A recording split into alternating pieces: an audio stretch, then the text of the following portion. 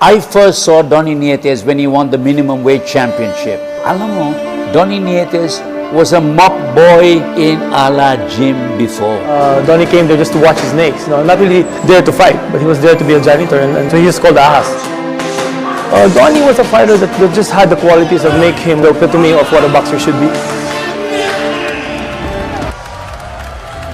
Kilala ang bansang Pilipinas sa pagkakaroon ng makulay na kasaysayan pagdating sa larangan ng boxing.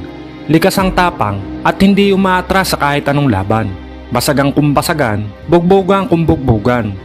Gaya na nga lang po ng mga boksingero na nagbigay karangalan sa ating bansa sa makabagong henerasyon. Una na nga po dyan ay ang ating pambansang kamao Manny Pacquiao, ang nag-iisang 8th Division World Champion.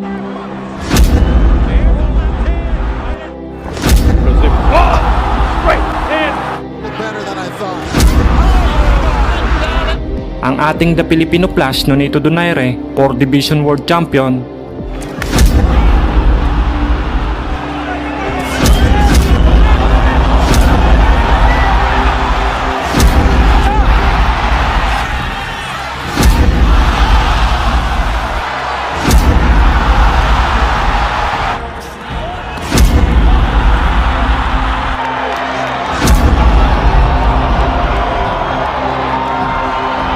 Cuadro Alas Janriel Casimero, 3 Division World Champion.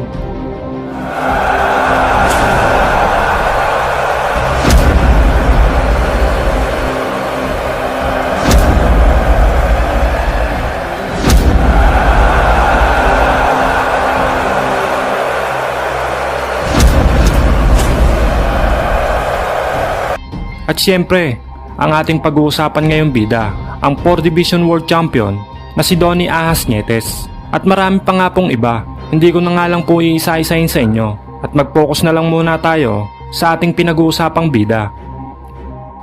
Nagsimula bilang isang janitor sa Ala Promotion hanggang sa nagkaroon ng interest sa pagboboxing.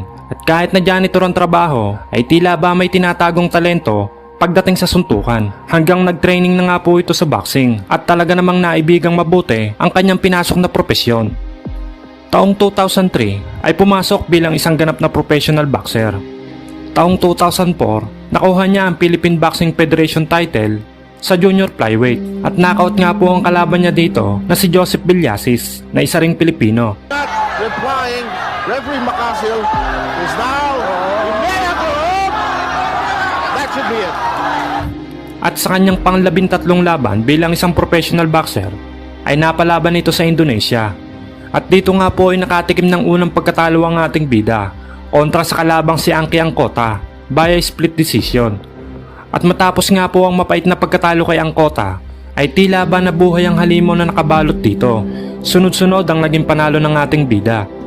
Taong 2007 ay nakuha niya ang kanyang pinakaunang titulo, ang WBO Mini Flyweight title 105 pounds kontra sa kalabang si Harry Amol, isang Indonesian, na dinurog ni Nietes by a knockout sa loob lamang ng 2 rounds.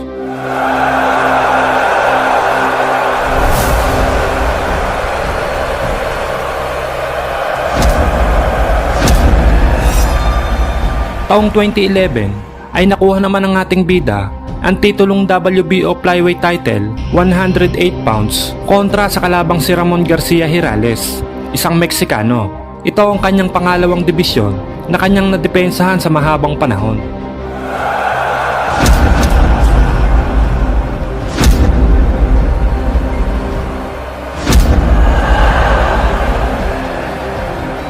Taong 2017, nang masungkit naman ito ang titulong IBF Flyweight title 112 pounds kontra sa Thai boxer na si Comrade Nantapech.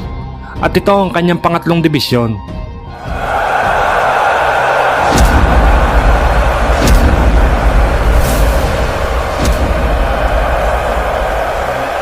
Taong 2018, nang makamit ang kanyang ika-4 na titulo, ang WBO Super Flyweight title 115 pounds kontra naman sa kalabang si Kazuto Loka, isang Hapon.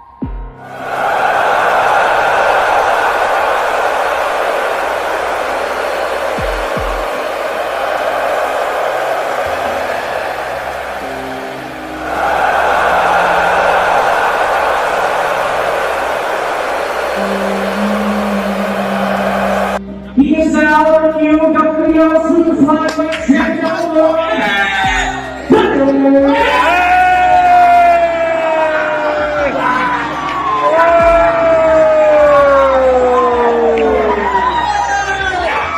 Bago nga naging laban niya kay Kasuto Loca ay una nga pong nakalaban ng ating bida ay ang kapwa Pinoy na si Aston Palicte na kung saan ay tabla nga po ang kanilang naging resulta.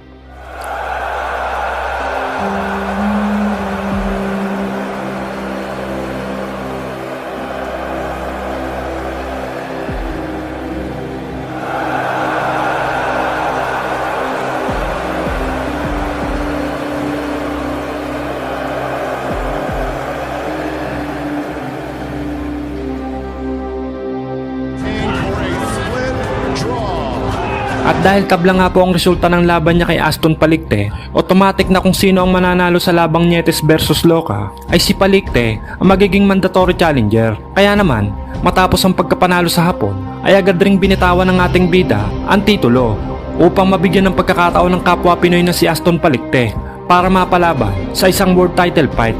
Subalit mailap nga po ang kampyonato para sa ating kababayan na si Aston Palicte sapagkat natalo siya via technical knockout sa round 10 dito nga po kay Kasuto Loca. From Ioka. Palicte suddenly holding an enormous right in another. Palicte in all sorts of trouble. Ioka looking for the finish line. And that is world title number 5 in 4 weight classes for Kazuto Ioka. Kung saan hinayang nga po ang ating bida na kung alam niya nga lang daw na ganun ang mangyayari ay hindi na nga lang daw niya sana binitawan ang hawak na titulo. Ako na magbabasa sa'yo. Sir, pakitanong kay Idol Nietes, pinagsisihan niya ba ang hindi makipag-rematch kay Palicte? Sa ngayon, pinagsisihan ko kasi hindi niya napagbigay yung hindi niya nakuha yung title fight. Siyempre, malaki talaga yung pagsisisi ko. Kaya yun, hindi natin mababawi. Babawi na tayo sa sunod kung ano man ang bigay ng manager ko na laban. Halos isang taon pa lang ang lumilipas, July 2022, ay muli nga pong tinangkang agawin ng ating bida ang titulo kontra sa hapon na si Kasuto Loca. Subalit nabigo nga po ang ating kababayan. 一方、ニエテス GA ですね。こちらは攻撃のなんなりしないと。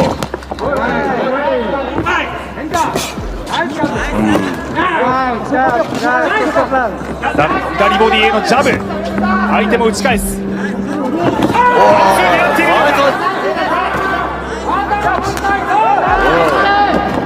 右フックから左ボディのここも追い込む右オーバーで打ち返す採点ですね。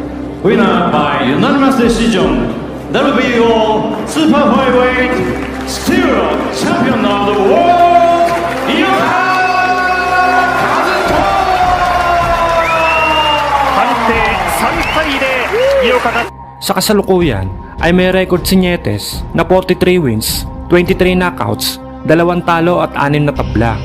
At para nga po sa mga hindi lang nakakaalam kung bakit ahas ang naging bansag sa kanya, ay dahil nga daw po nung mga panahon na janitor pa siya sa Ala Promotion, yung boss niya na si Sir Antonio Aldeguer ay maraming alagang hayop. Isa nga po rito ay ang ahas. At noong mga panahon na yan ay si Nietes ang nangangalaga. At sa pinakaunang laban niya bilang isang professional boxer ay dinala niya ang alagang ahas sa ibabaw ng ring. At simula nga noon ay binansagan siyang Donnie Ahas Nietes. First fight ko, dinala ko yung snake sa itaas ng babaw ring. Kaya doon nag-start na tinatawag nila ako na ahas.